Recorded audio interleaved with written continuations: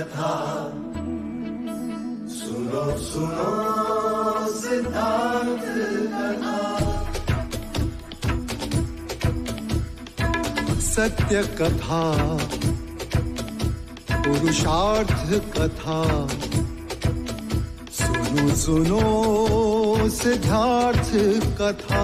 चढ़ते सूरज सा तेजवान वो कीर्तिमान, हुंकार भरे जब कूच करे, थर थर कांपे आसमान। वो राजपुत्र वो शूरवीर, पर्वत को भेद दे उसके तीर, शांति का स्रोत करुणा की धार, निर्झर झरे मन से अपार।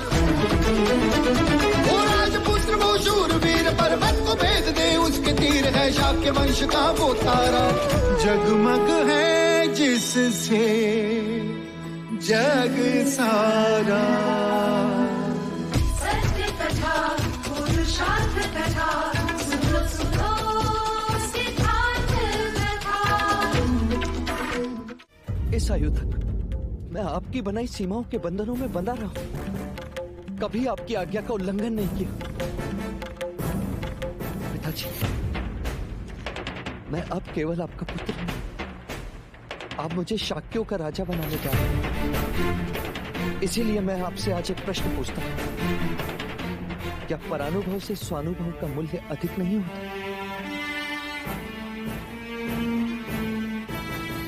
आचार्य कौंडिन्य कहते थे, सही राजा वही होता है जो राज सिंहासन पर प्रजा के हृदय में विराजमान।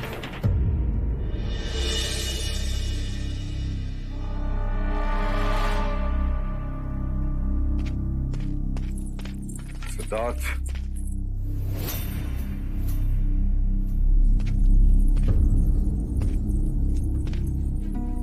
लगता है युवराज हम सबको अवाक करने पर तुले हुए हैं।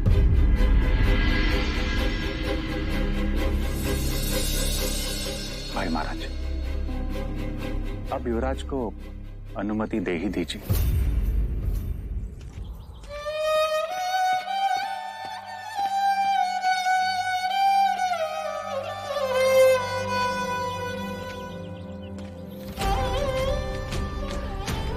क्यों मुझे ऐसा लगता है कि सब मुझसे कुछ छिपा रहे हैं?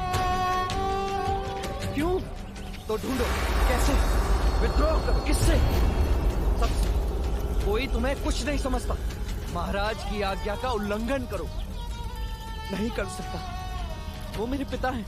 पिता ऐसे होते जो अपनी ही संतान को सीमाओं में बांधे, ऐसे होते जो क्षत्रिय बनाना चाहते हैं पर साहस से दूर रखे। तुम केवल स्वयं के बारे में सोचो सिद्धार्थ। राज्य की सीमाओं में रहकर तुम सम्राट कैसे बनोगे? नहीं बनना मुझे सम्राट, नहीं चाहिए कोई राजपाट। मत भूलो, मनुष्य कीर्ति से अमर बनता है और कीर्ति कर्तव्य पालन से बढ़ती है। पंख टूटते ही पंछी आकाश में अपना घोंसला छोड़कर उड़ते हैं। वन में पशु स्वतंत्र विचरते हैं तो तुम मनुष्य होकर क्यों बंधे हो? तोड़ दो सारे बंधन। मैं नहीं तोड़ सकता। मैंने कहा क्रोध सब कुछ कर सकता है। नहीं, तुम चले जाओ यहाँ से। मेरी तरफ दृष्टि करो, देखो मेरी तरफ। नहीं, मैंने कहा चले जाओ यहाँ से। मैंने कहा मेरी तरफ दृष्टि करो। नहीं, मैंने कहा दृष्टि करो मेरी तरफ। नहीं, उससे दृष्टि मिलाओ सिद्धार्थ, उससे दृष्टि मिलाओ।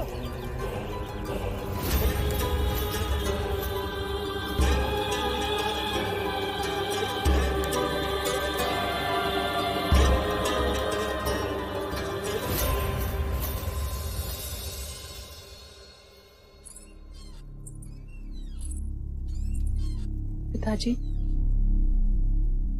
एक बात कहूं?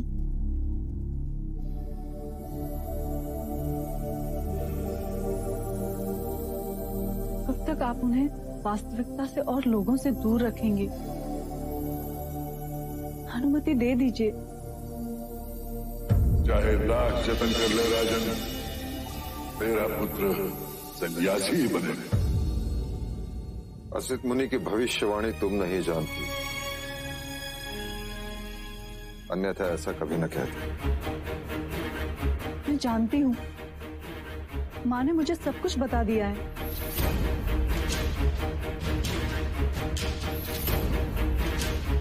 तो अब तुम ही मार्ग सुझाओ, क्या करें?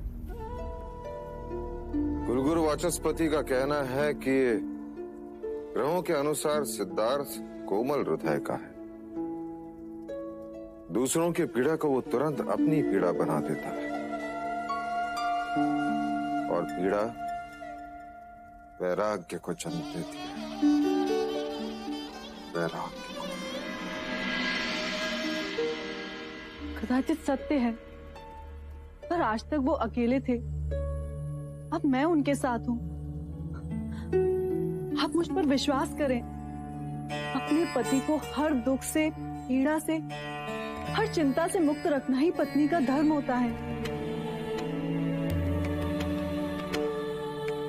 देव, गोपा बहू की बात सोचने योग्य। आज तक वो अकेला था, किंतु अब गोपा उसके साथ है। और ये सिद्धार्थ की भावनाओं को भली भांति समझती। आप गोपा पर विश्वास रखें, सब संभाल लेगी। हमें इतना तो करना ही होगा, यदि हमें कपिलवस्तु को उसका पराक्रमी राजा देना है।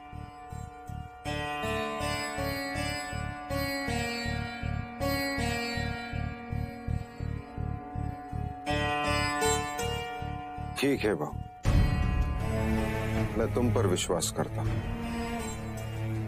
मैं तुम्हें और युवराज को भ्रमण की स्वीकृति देता हूं।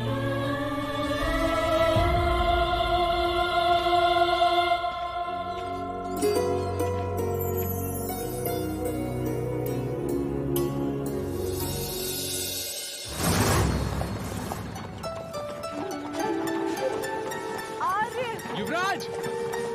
आर्य! चन्ना! हाँ? रथ रोको।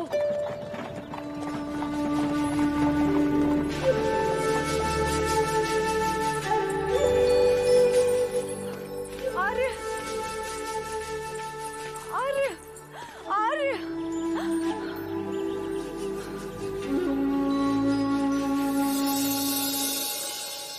क्या हुआ गोपा? और तुम्हें क्या हुआ? अचानक सब कुछ छोड़कर यहाँ चले आए तुम। कब से ढूंढ रहे हैं तुम्हें हम। मैं अपने आप को रोक न सका, लड़ रहा था अपने आप से। क्या मांगा था मैंने? केवल इतना कि मैं शाखियों की सीमाओं में घूमना चाहता हूँ। और उन्होंने हाँ कह दी। पिताजी ने हाँ कह दी? हाँ। हाँ युवराज। और उन्होंने कहा? क्या कहा पिताजी ने? उन्होंने कहा कि सिद्धार्थ शाक्य देश में जहाँ चाहे वहाँ भ्रमण कर सकता है, उस पर कोई प्रतिबंध नहीं, पर उसे अपनी भार्या को साथ ले जाना होगा। फिर मुझे कोई आपत्ति नहीं।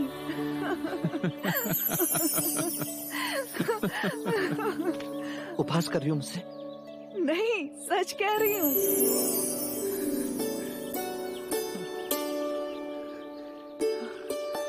यानी इतने सालों के प्रतिबंध से अब मुक्ति मिलेगी? हाँ युवराज। हाँ चलो।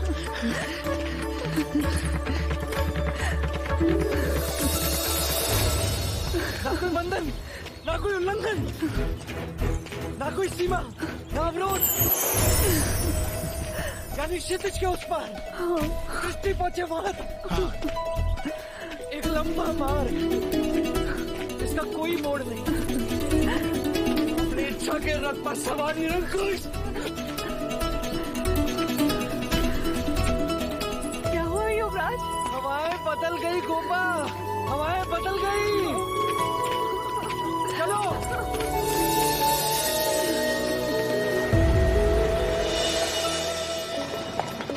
चन्ना, चन्ना, मुझे शाक्य राज्य के कोने कोने में जाना है। मिट्टी के हर कण को छूना है, प्रत्येक भावना की अनुभूति से समृद्ध होना। रथ तेज चलाओ चन्ना, कहो अश्व से कि वो हवा से बातें करे।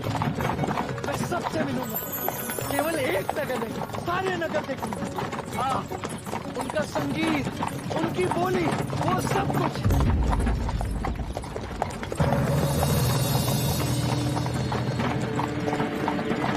मैं तो ये संदेश देने आई थी कि हल्दी लगाने के बाद आपको महल के बाहर जाना मना है।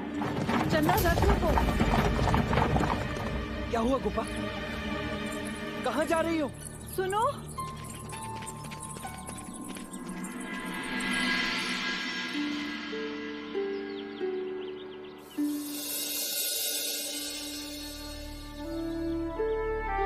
आपके चुनर पे तो मेहंदी लग गई है, आपको ये बदलनी होगी।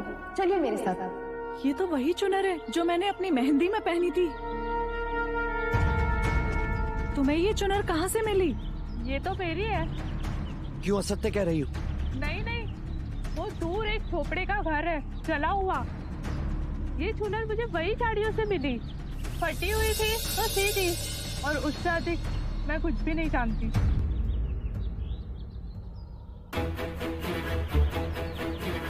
जला हुआ घर?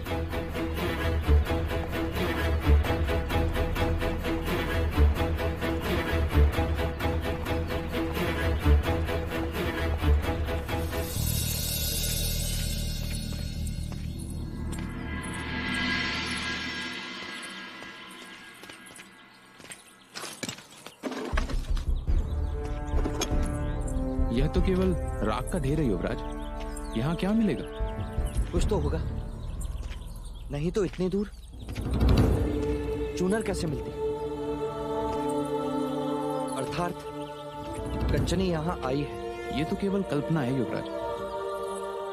आचार्य कौंडिन्य कहते थे कि प्रश्नों के उत्तर ढूंढने वाला ही भेद तक पहुंचता है।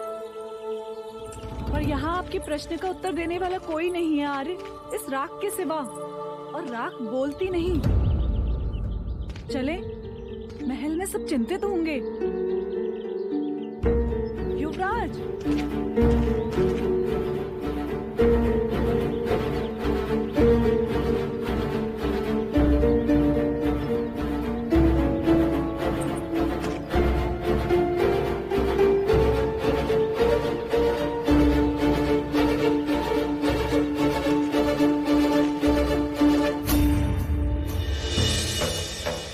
कभी कभी राख भी बोलती है गोपा, और इस समय ये कह रही है कि ये माला ज्येष्ठ की है।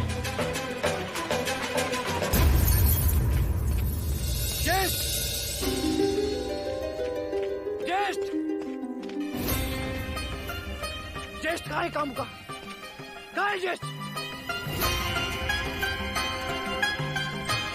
ज्येष्ठ! क्या हुआ? चिल्ला क्यों रहे हो तुम? क्या है ये?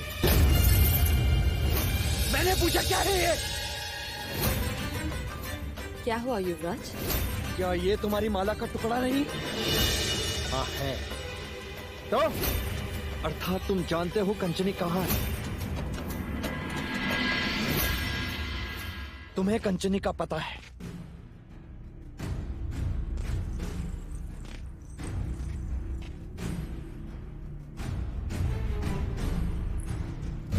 ये तुम क्या कह रहे हो युवराज? और ये टुकड़ा मिला कहाँ से? उसी जले हुए आवाज से जहां गोपा की चुनर मिली, जिसे धुलवा ने उस रात कंचनी लेकर गई थी। तुम जानते हो ज्येष्ठ, कंचनी के बारे में तुम जानते हो? नहीं, मैं कुछ नहीं जानता। तो ये माला का टुकड़ा वहां कैसे पहुंचा? कहा ना, मैं नहीं जानता। मेरे विवाह की रात तुम राजमहल में नहीं थे ज्येष्ठ, प्रातःकाल लौटे थे। काकी माँ भी चिंतित थी। तुम कहना क्या चाहते हो? कहना नहीं, मैं पूछना चाहता हूँ कि ये वहां पहुंचा कैसे?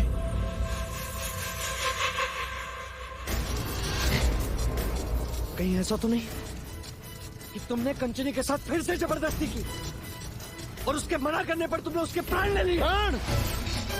प्राण लेने होते तो यही मार के काट देता। के लिए मुझे कहीं और जाने की आवश्यकता नहीं है। और किस माला के टुकड़े की बात कर रहे हो सिद्धार्थ? ये देखो, बोलो कितनी चाहिए तुम्हें? बोलो। जिस तरह तुम अपने दास दासियों में गहने बांटते फिरते हो ना सिद्धार्थ, उसी तरह मैंने भी कभी खुश होकर कंचनी को कोई माला दी होगी। और हाँ, वहां से यशोधरा की चुनर भी तो मिली है ना। फिर तो हत्या का आरोप यशोधरा पर भी लगना चाहिए। युवराज, देखना! युवराज छोड़ो, देखो! महाराज! देवदत्त सत्य कह रहा है सिद्धार्थ।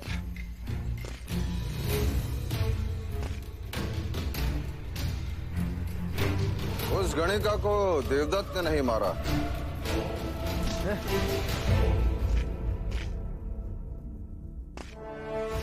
गुप्तचरों से पता चला है कि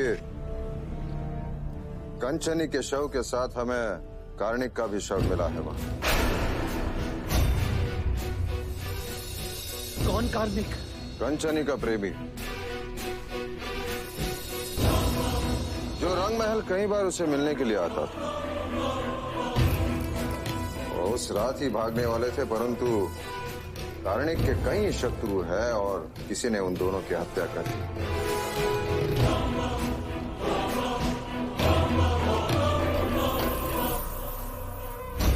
देख लीजिए महाराज, देख लीजिए, मेरा देवदत्त कितना भी बुरा हो, परंतु किसी की हत्या नहीं कर सकता। और तुमने आज अपने ज्येष्ठ को हत्यारा भी बना दिया। क्षमा करना मंगला। सिद्धार्थ, अपने ज्येष्ठा से क्षमा मांगो।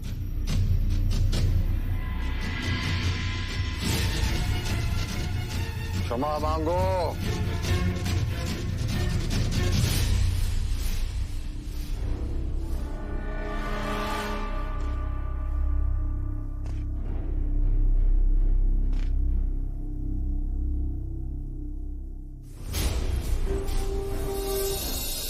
क्यों मुझे अभी भी लग रहा है कि तुम अपराधी हो? अब तुम तो क्या सिद्धार्थ, स्वयं ईश्वर भी प्रमाणित नहीं कर सकता कि मैंने कंचनी के प्राण लिए हैं। इसकी आवश्यकता नहीं है सिद्धार्थ, पर एक बात हमेशा याद रखना कि मैं तुम्हारा ज्येष्ठ हूं। ज्येष्ठ, समझे?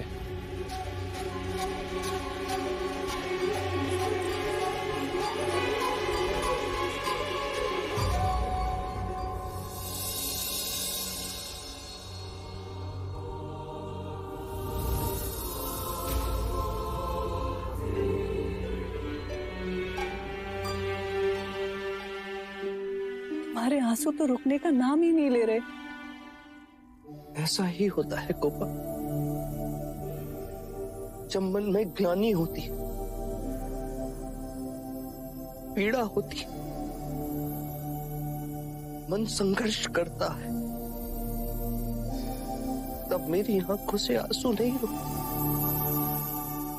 पहले भी कहा था और आज भी कह रही हूँ आर्य कि जीवन को इतनी गंभीरता से ना लो कि वो बोझ लगे। बोझ कहो या कष्ट, मेरे लिए तो एक ही है। ऐसा मेरे साथ ही क्यों होता है? हर जगह संघर्ष, संघ राज्य में विचारों का संघर्ष, ज्येष्ठ के साथ आदर्श का संघर्ष, पिता के साथ सीमाएं तोड़ने का संघर्ष, युद्ध के डर का संघर्ष, मृत्यु के भय का संघर्ष। और इन्हीं संघर्षों के कारण कभी कभी मैं स्वयं को खो देता हूं, या तो मैं ध्यान में चला जाता हूं, या फिर किसी का ध्यान नहीं रहता। जैसे आज मैंने मंगला काकी का मन दुखाया। इन सारे संघर्षों का अंतिम उत्तर केवल एक ही है। आसपास की परिस्थिति को बदलो और प्रारंभ स्वयं से करो। शाक्य राज का भ्रमण करना तुम्हारी इच्छा है और महाराज की अनुमति भी है, तो हम यहाँ क्यों हैं? नई जगह में क्यों नहीं? नई जगह, नए लोग, नए विचार। हाँ गोपा, कदाचित कोई ऐसी जगह जहां पीड़ा ही ना हो।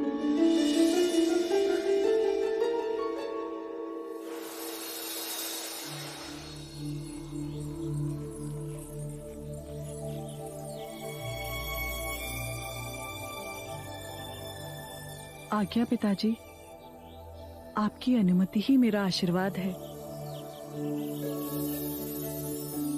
आज्ञा, आपकी कही हर बात का ध्यान रहेगा मुझे।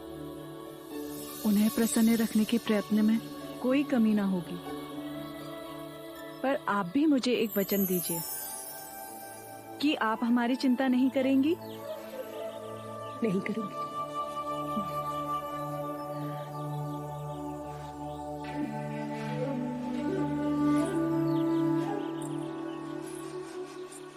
आप भी महादेवी का ध्यान रखिएगा। तुम भी अपना ध्यान रखना और सिद्धार्थ का भी। जी। और अब मुहूर्त बीतने से पहले प्रस्थान करो।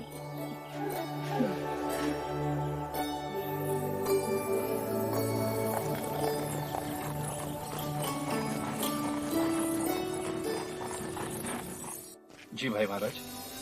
सिद्धार्थ की यात्रा के आयोजन में कोई कमी तो नहीं? नहीं भाई महाराज, कुछ सैनिक पहले ही भेजे गए हैं, कुछ सेवा के लिए साथ जाएंगे और कुछ रक्षक गुप्त वेश में साथ होते हुए भी साथ नहीं होंगे। युवराज की यात्रा निर्विघ्न पूरी होगी।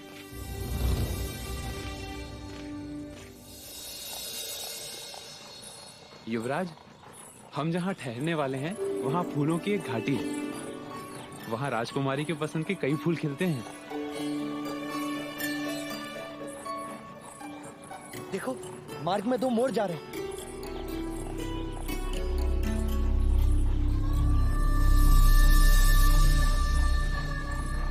रथ रोको चलना।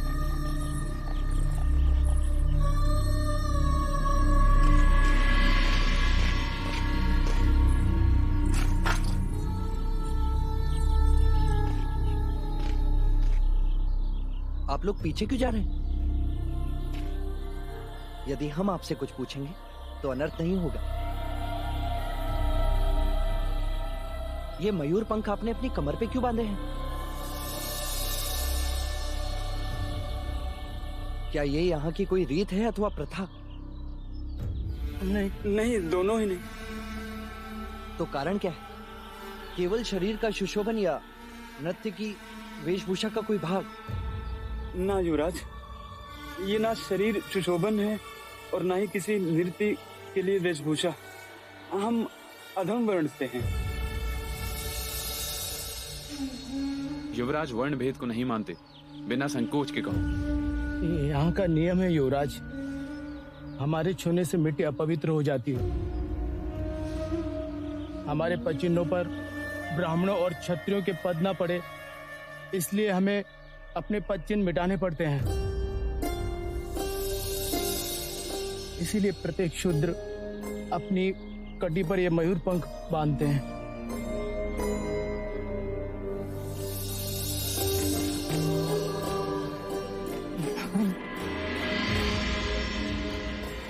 ये कैसी रीत है? मनुष्यता का कितना बड़ा अपमान है।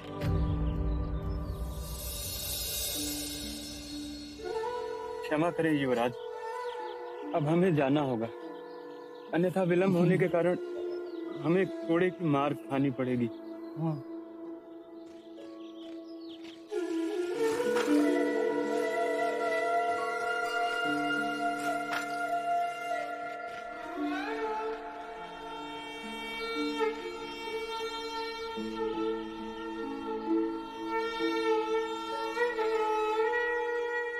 निवेदन तो केवल इतना ही है महाराज कि युद्ध में विजय के पश्चात प्रसन्नजीत ने शाक्य राजाओं को युद्ध खर्च देने की बात कही थी, परंतु प्रसन्नजीत अभी तक चुप है और अब तो युवराज भी चले गए। युद्ध में हथियारों के निर्माण में हमारे राजकोष को भारी हानि पहुंची है महाराज, और अब तो स्थिति यह है कि राजकोष में आपातकाल के लिए भी धन नहीं बचा। आप चिंता न करें, आप मंत्री उदयन से मिलकर आवश्यक धन राजकोष से ले ले। युवराज सिद्धार्थ आते ही हम प्रसन्नजीत से बात करेंगे। एक प्रश्न है महाराज शुद्धोधन, यदि प्रसन्नजीत ने युद्ध खर्च देने से मना कर दिया तो हम महाकौशल से बात करेंगे। वो न्याय प्रिय राजा है और प्रसन्नजीत उनकी बात टाल नहीं सकता।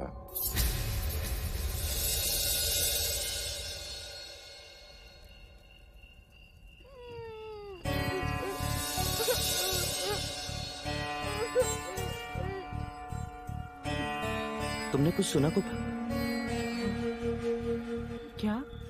किसी बालक के रोने की आवाज।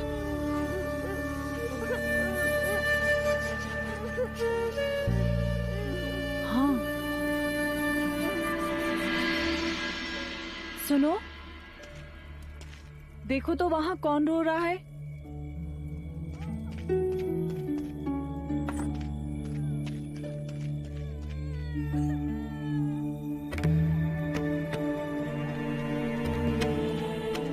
छोटा सा बालक है अशोक भाई।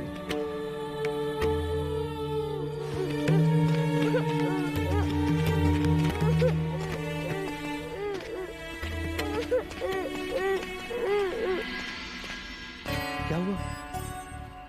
कौन हो तुम और क्यों रो रहे हो? क्या नाम है तुम्हारा? मैं दारुण, हमारा भाई है ना भाई, इतना बड़ा। हाँ, क्या हुआ तुम्हारे भाई को? उसे राज के सैनिक ले गए। सैनिक? सैनिक क्यों ले गए उसे? उसे काला जुआर था। तो उसे वैदराज के पास लेके गए होंगे। ना ना, उसे नई नगरी ले गए।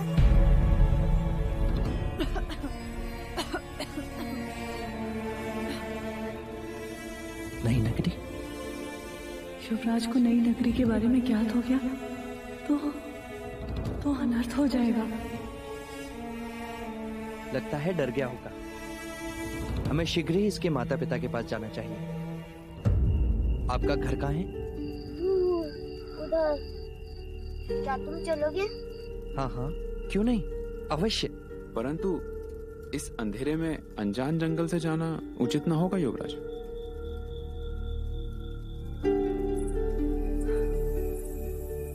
आज हम दारुण को भोजन कराकर यहीं सुला लेते हैं आर्य। प्रातःकाल हम तुम्हारे साथ तुम्हारे घर चलेंगे। क्यों, सही कहा ना हमने? हाँ। चलें?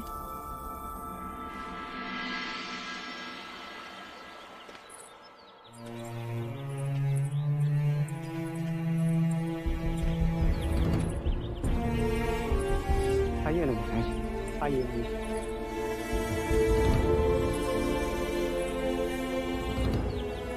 बैठिए युवराज, बैठिए।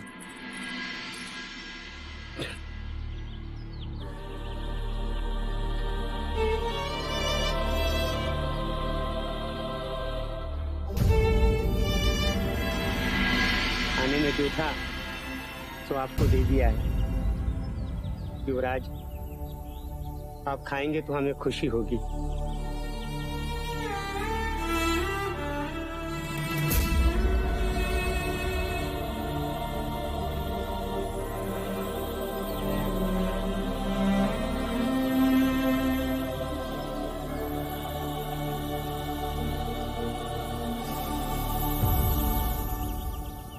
आपका पूरा परिवार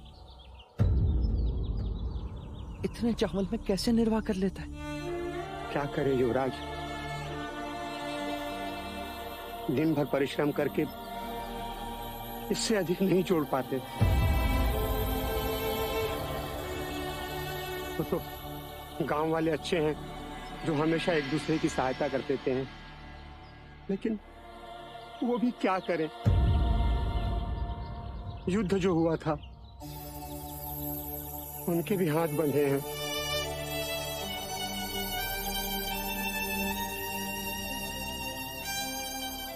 आपका दारुण कर रहा था।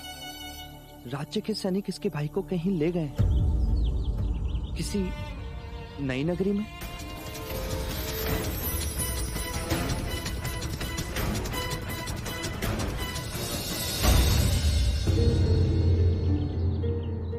नई नगरी? नहीं युवराज, अर्थात आरोग्य धाम। सुना है वहां रोगियों की बड़ी अच्छी चिकित्सा होती है। बड़े बड़े वैद्यराज वहां पर हैं। मेरा बड़ा पुत्र बीमार था तो संबंधी के घर आरोग्य धाम इलाज के लिए भेज दिया था युवराज। ये अपने भाई से बड़ा स्नेह करता है, इसीलिए रोता है। आपने कुछ खाया नहीं युवराज?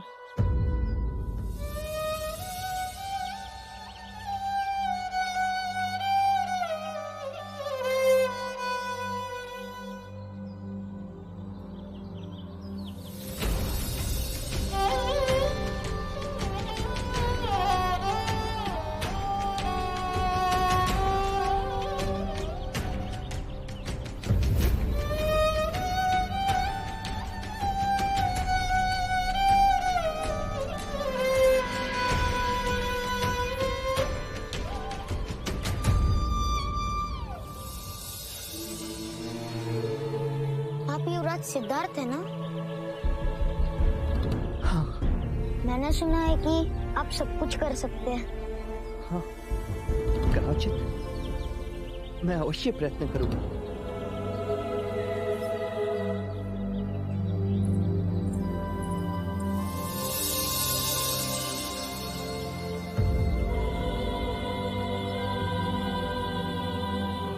बाबा,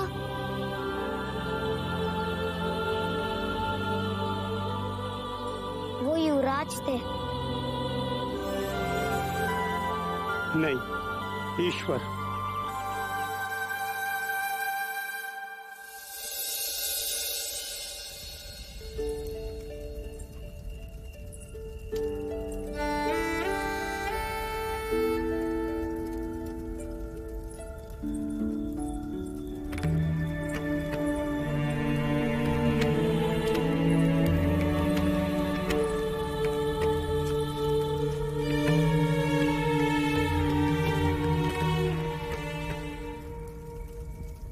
एक और संघर्ष गोपा।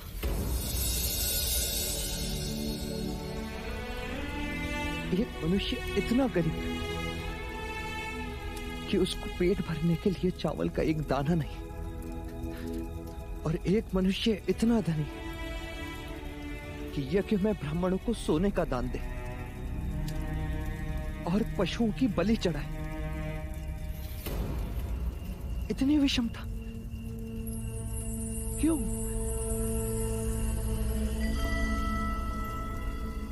गोपा, हम महलों में रहते हैं, पकवान खाते हैं,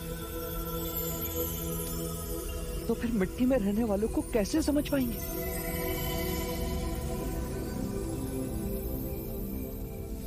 मां कहती है कि ईश्वर कण कण में बसा है, तो फिर मनुष्यों की पैरों की मिट्टी से ईश्वर अछूता कैसे होगी? इतना मत सोचो आर्य, ठंड बढ़ रही है, भीतर चलें?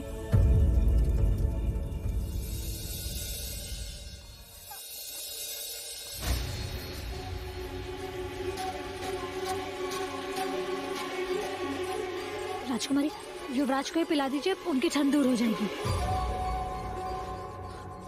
मना किया था कि ठंडे पानी से संध्या में स्नान ना करें, पर युवराज माने ही नहीं। अब औषधि के साथ साथ दाने क्यों पिला रही हो गोपा?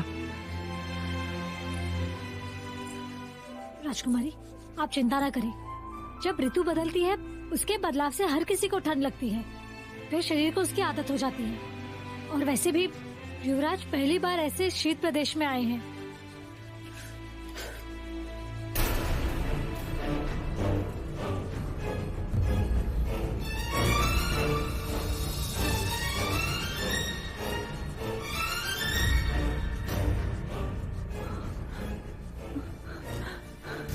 लौशिका, इन्हें कुछ होगा तो नहीं ना? कुछ नहीं होगा मुझे। यदि कुछ हुआ भी तो हम भी नई नगरी चलेंगे। दारुण के पिता कह रहे थे ना कि वहां सबकी चिकित्सा होती, बड़े बड़े वैद्यराज हैं। कुछ नहीं होगा मुझे।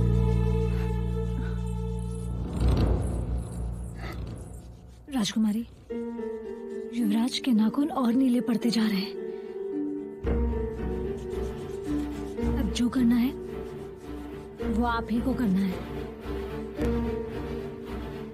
ऐसी परिस्थिति में देह अग्नि ही अंतिम उपचार है।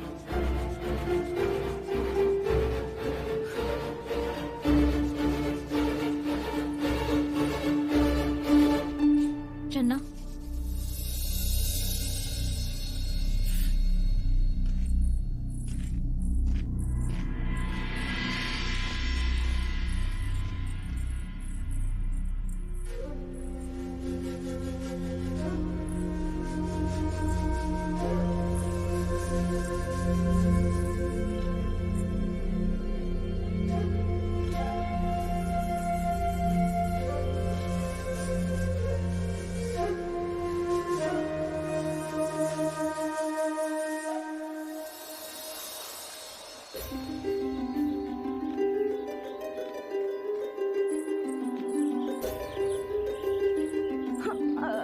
ठहरो, कहाँ जा रहे हो?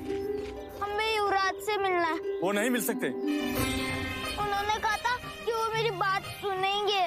कहा ना कि नहीं मिल सकते, क्यों हट कर रहे हो? पुत्र, वो लोग कुछ दिनों के लिए बाहर गए हुए हैं, तुम भी कुछ दिनों के पश्चात आ जाना। हाँ, जाओ। सुनो, ये बालक दोबारा कभी भी युवराज से न मिलने पाए और ना ही इसका कोई समाचार। जैसा आपका आदेश। ये बालक युवराज के सामने नई नगरी की बातें करता है और अगर युवराज आरोग्य धाम पहुंच गए तो हम प्राण से गए समझो।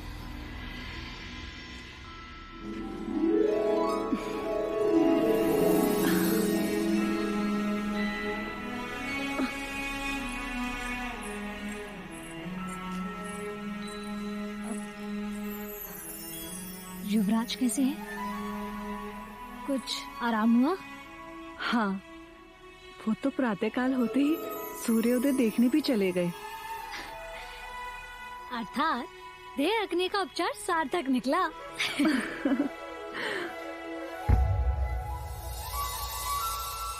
ये क्या है राजकुमारी? क्या हुआ? आपके हाथ का वो सूत्र? कैसा सूत्र? ये सूत्र कुलगुरु ने तुम्हें पुत्र रत्न प्राप्ति के लिए दिया है।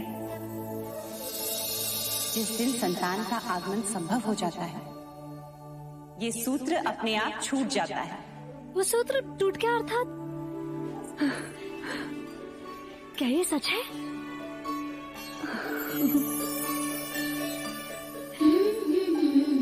क्या युवराज सिद्धार्थ इस बात से ज्ञात है? तो कब बताएंगी? मैं नहीं कह पाऊंगी। महादेवी से कहूंगी, वही बताएंगी। ठीक सोचा। लौशिका जी,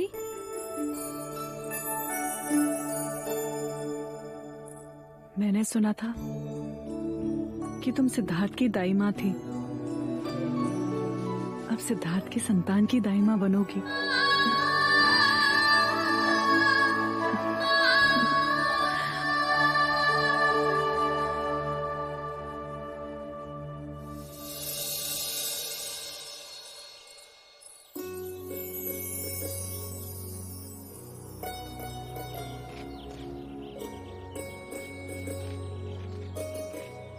चलो कुपा, चन्ना आज हमें सामने वाले बर्फ के पर्वत के पास ले जा रहा है। पर आज हम मंदिर जाना चाहते हैं युवराज। क्यों कुपा? अचानक ईश्वर की इच्छा? इच्छा को जन्म लेने में समय ही कहाँ लगता है। बस ऐसे ही मन में आया तो। ठीक है चन्ना, आज हम मिट्टी के मनुष्य पत्थर के ईश्वर से मिलने मंदिर जाएंगे।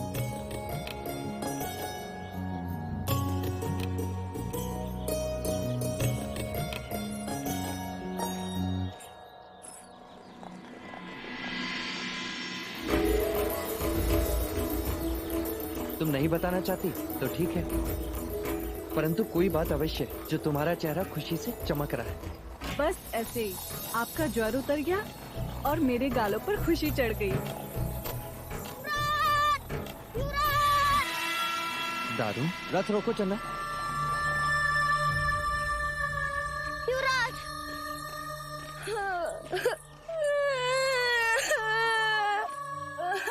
क्या हुआ दारू? क्यों इतना रो रही हो? हमारा भाई है ना, भाई बड़ा कल रात वापस आ गया था। हम सबसे बातें भी कर रहा था और आज सुबह से कुछ ही नहीं बोल रहा है। उसे सब नदी किनारे ले गए। सुनो, इस समय तुम अपने भाई के पास जाओ तारू। युवराज मंदिर जाकर अवश्य तुम्हारे घर आएंगे। नहीं युवराज, आप चलिए ना। तारुण, हमें पहाड़ी वाले मंदिर जाना है, देर हो जाएगी। नहीं युवराज, आप चलिए।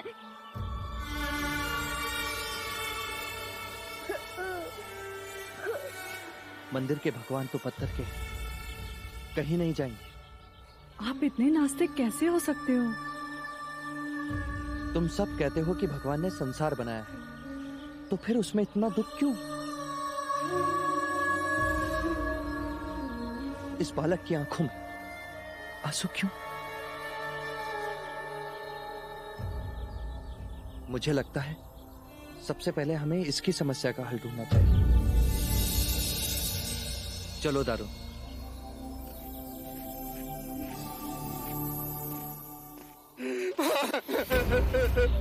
चलो, सबको जल्दी से उठाओ, पानी में बहा दो। तुम लोग जानते हो कि महाराज का आदेश क्या है? युवराज के सामने कोई भी पीड़ादायक घटना नहीं घटनी चाहिए। बस एक बार, अंतिम बार मेरे पुत्र का चेहरा देखने दीजिए।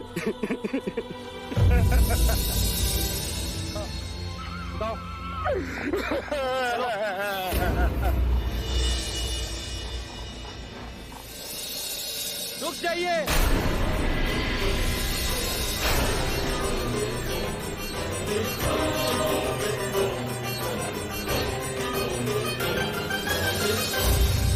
सत्य कथा,